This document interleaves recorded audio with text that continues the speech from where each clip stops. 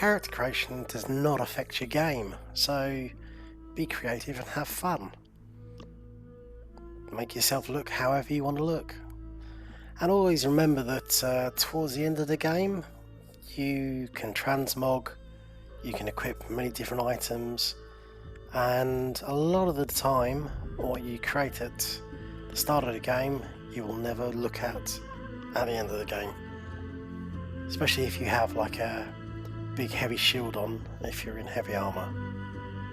The new version of New World Aeternum has archetypes. Like for instance, here I'm dressed as the soldier, sword and shield, heavy armour. Remember, the archetype is just a starting point, it's not your final choice. It could be into magic, it could be into bows, heavy weapons, whatever it is, it's not in the long run gonna affect you a lot. Tip 3. At the start of the game, you will get a quest to create a skinning knife. To do that you need 1 flint and 1 piece of green wood. I would suggest gather 4 flint and 4 pieces of green wood. There we go. So that when you create your starting tools, you can create 1 of each type. An axe, a pick, a sickle, and a knife. But like a young tree, you'll be able to chop down, you'll be able to gather herbs, mine rocks,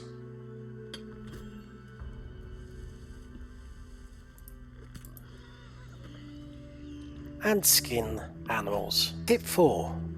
So you've started the game, done your first few initial quests, and it's led you to the town. Look for the town board. Now, you will have various quests when you get to a town, but if you make a beeline for the town board, and if you check the map, you can see it like here. Obviously there's symbols, and depending on the map it'll be in a different location. But once you find the town board,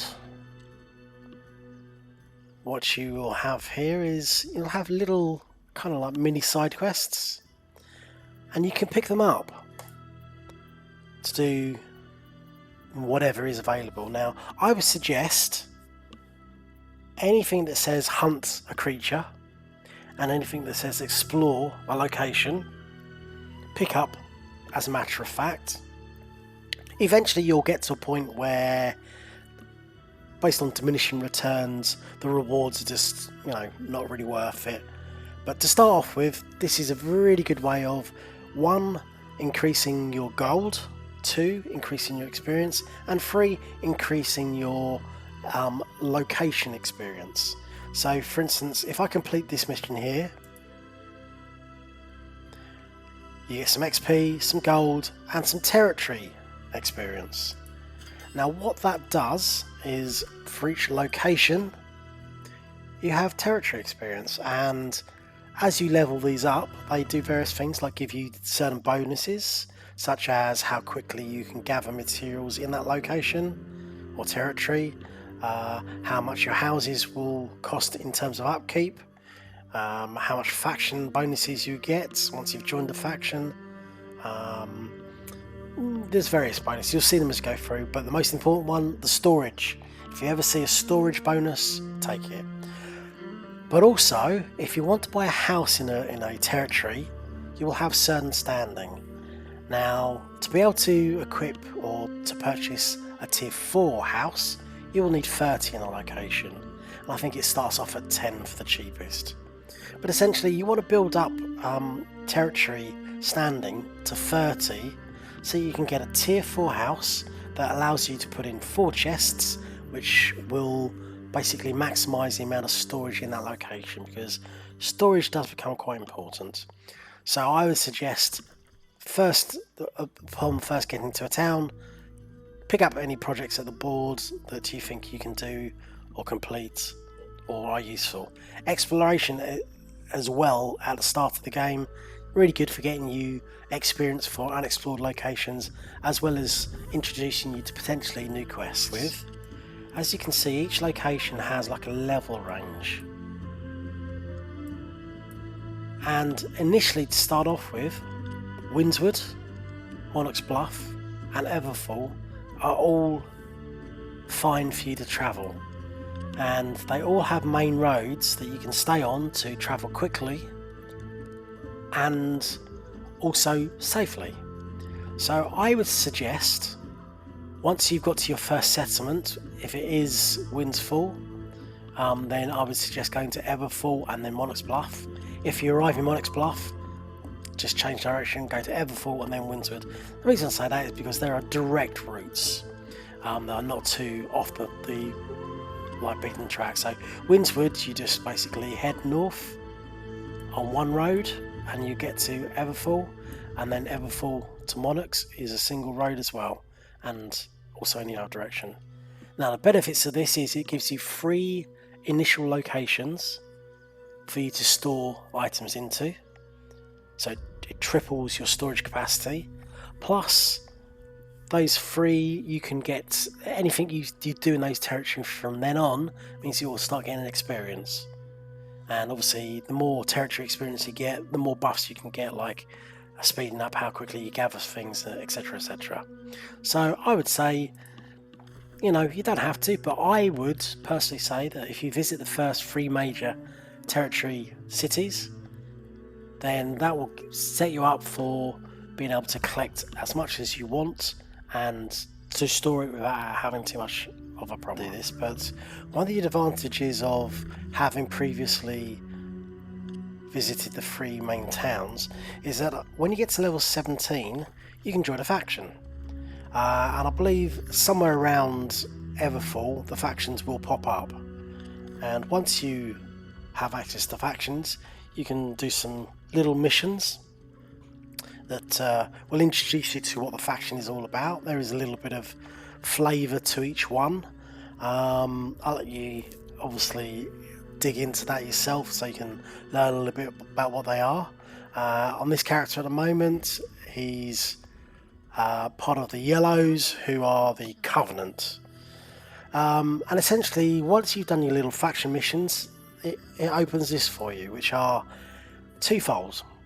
You have some like 3 PvE based missions and 3 PvP based missions that you could pick up and do refresh every few minutes, but they allow you to gain various things like reputation, faction tokens, some gold, some territory standings and some XP.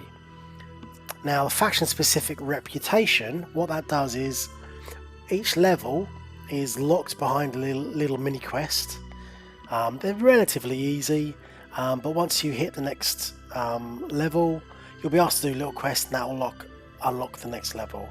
And the reason I want to do these is because each level has rewards associated to it that you can spend your tokens on for your character. Now these include some equipment, and they're faction specific in terms of looks, but also there's other things like you have these runes that allow you to craft chests for your houses and bags for carrying around as your mobile.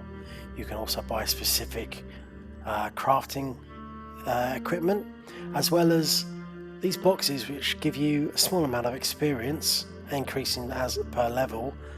So you can theoretically never chop down a tree, but by doing faction quests, max out your logging. And as you go up in faction level, you get different types of rewards, again for better equipment, more experience, and there are various things that are little specific things. Now I don't know if they'll exist in the new version of the game, but they do various different things, for crafting or quest specific stuff.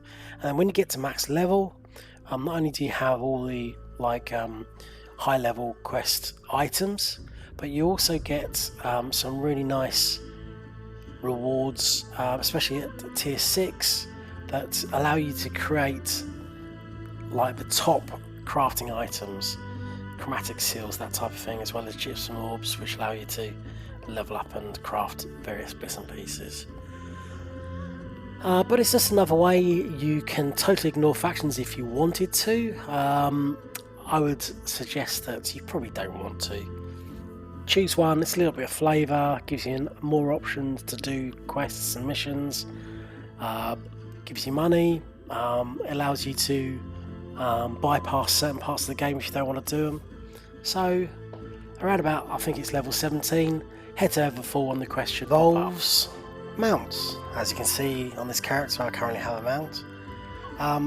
Now around about level 25, I believe, again in around about Everfall, there is a quest that you pick up for mounts, and that will lead you north, not too far north, but it will lead you north to a mount quest. It's, once you get here, it is a couple of minutes of questing, and then you'll get your first initial mount, and then there's a whole chain of quests that you go from location to location, getting more and more experience. So your initial quest will lead you here, just north of Everfall, to the horse shop, where you'll pick up a quest to get your first mount, and then from there proceed along different mounts. You can get horses, wolves and lions, and I'm sure there'll be more mounts as and when time passes. Now if you look on screen at the moment, my Q, R and F buttons are empty, so all I can do at the moment is light attacks or heavy attacks when they land, and then as you kill things and as you experience, you will get points to put into your weapons. Now an early suggestion here is that while you can put your points wherever you want, I would suggest a good thing to do initially would be to get free abilities as quickly as possible.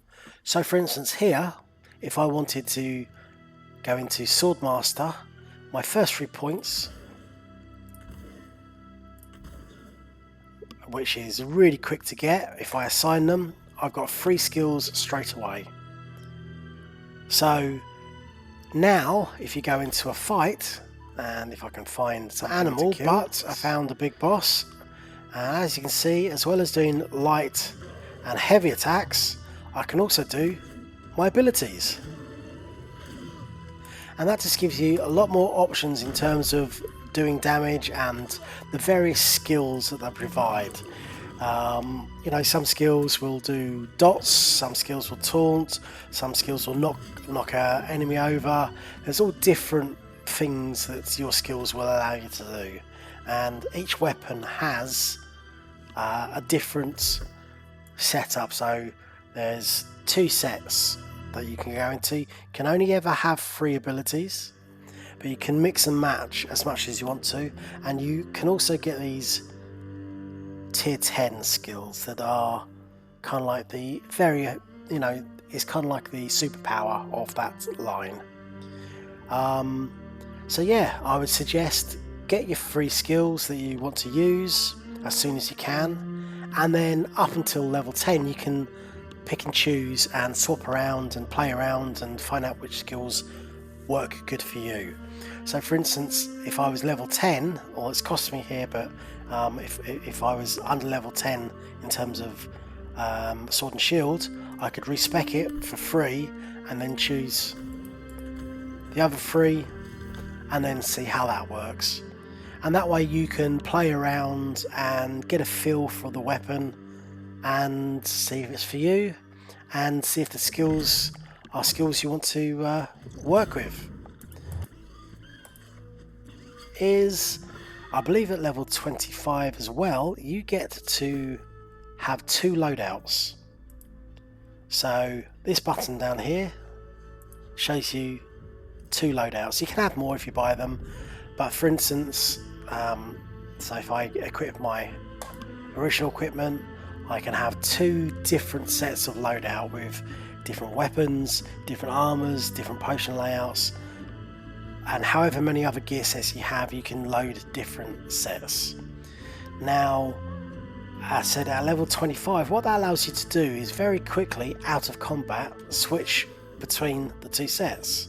So gear set 1, gear set 2. Now, where this will come in useful is when we move on to my next tip.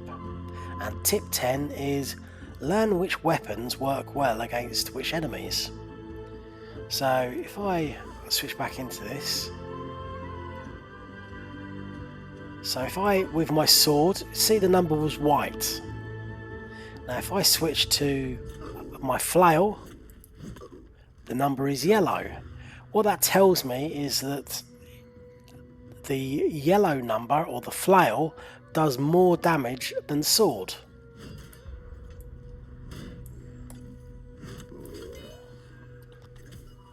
So when you come across an enemy, if you're doing white damage, try your alternate weapon. See, and that's a critical in orange, but normal weapon hit is yellow for my flail, and sword, critical, and white for normal. Now if I switch to my second set, where I've got a hatchet and a spear loaded up, hatchet is both criticals. Didn't really help with the example. Let me find another enemy.